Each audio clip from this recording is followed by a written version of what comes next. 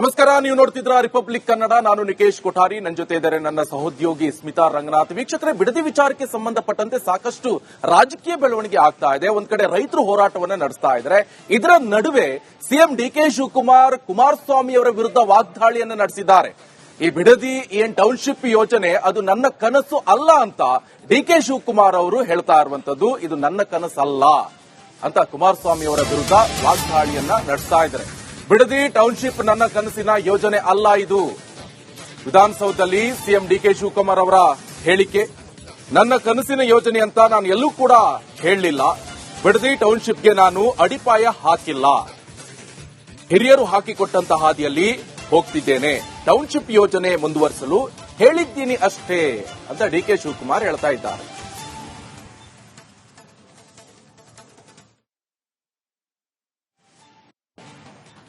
ನಿನ್ನೆ ಬಿಡದಿಯಲ್ಲಿ ನಡೆದಂತ ಘಟನೆ ನನ್ನ ಮನಸ್ಸಿಗೆ ಬಹಳ ನೋವಾಗಿದೆ.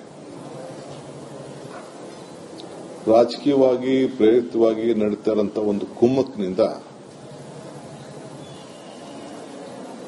ನಮ್ಮ ಅಧಿಕಾರಿಗಳಿಗೆ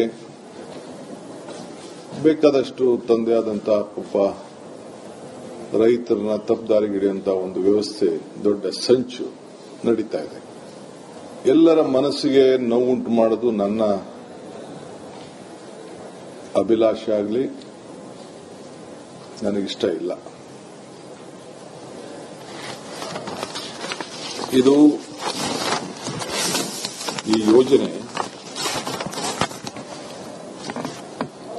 ನನ್ನ ಕನಸಿನ ಪ್ರಾಜೆಕ್ಟ್ ಅಲ್ಲ. ಇದು ಯಾವತ್ತೂ ಕೂಡ ನಾನು ನನ್ನ ಕನಸಿನ ಯೋಜನೆ ಈ ಬಿಡದಿ ಟೌನ್ಶಿಪ್ ಅಂತ ನಾನು ಹೇಳೇ ಇಲ್ಲ. ನಾನು ಇದಕ್ಕೆ ಫೌಂಡೇಶನ್ ಹಾಕಿಲ್ಲ. ಏನು ನಮ್ಮ ಹಿರಿಯರು ರೈತ ಬಂಧು ಹೋರಾಟಗಾರರು ಅವರು ಏನು ಈ ರಾಜ್ಯಕ್ಕೆ ಮಾರ್ಗದರ್ಶನ ಕೊಟ್ಟರು, ಆ ಮಾರ್ಗದರ್ಶನದಲ್ಲಿ ಮುನ್ನುಡಿ ಬರೆಯುವಂತ ಕೆಲಸ ಮಾತ್ರ ನಾನು ಮಾಡ್ತಾ ಇದ್ದೇನೆ. ಅನೇಕ ಮುಖ್ಯಮಂತ್ರಿಗಳು, ಇಂಡಸ್ಟ್ರೀಸ್ ಮಿನಿಸ್ಟರ್ ಏನು ತೀರ್ಮಾನಗಳನ್ನು ಮಾಡ್ಕೊಂಡು ಬಂದರು, ಅದನ್ನು ನಾನು ಮುಂದುವರಿಸಿ ಅಂತ ಹೇಳಿದ್ದೇನೆ. ನಿನ್ನೆ ಬಿಡದಿಯಲ್ಲಿ ನಡೆದಂತ ಘಟನೆ ನನ್ನ ಮನಸ್ಸಿಗೆ ಬಹಳ ನೋವಾಗಿದೆ. ರಾಜಕೀಯವಾಗಿ ಪ್ರೇರಿತವಾಗಿ ನಡೀತಾ ಇರುವಂತ ಒಂದು ಕುಮ್ಮಕ್ಕಿನಿಂದ